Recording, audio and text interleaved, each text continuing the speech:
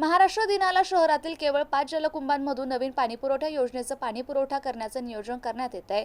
या 5 जलकुंभांच्या क्षेत्रातील वसाहतींना नवीन योजनेचं पाणी मिळेल असे नियोजन प्रशासनाकडून करण्यात येत आहे।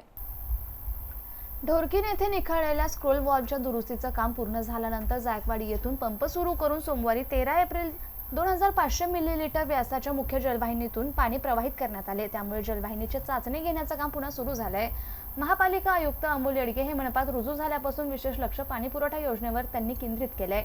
या पाणीपुरवठा योजनेच्या चाचणीविषयी आयुक्तांनी माहिती दिली की महाराष्ट्र दिनी नवीन योजनेतून पाणी मिळेल असा विश्वास उच्च न्यायालयानं व्यक्त केलाय।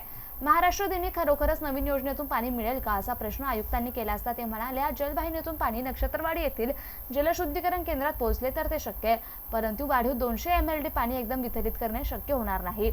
नवीन योजनेतील 5 जलकुंभ महाराष्ट्र जीवन प्राधिकरणाने कंत्राटदाराच्या मदतीने उभारलेत। याच 5 जलकुंभाच्या क्षेत्रातील वसाहतींना महाराष्ट्र दिनी पाणी पुरवठा करणं शक्य होईल। जसे जसे जलकुंभ पालिकेच्या ताब्यात मिळतील तसे तसे पाणी पुरवठ्याची व्याप्ती वाढवण्यात येईल असं आयुक्त म्हणाले।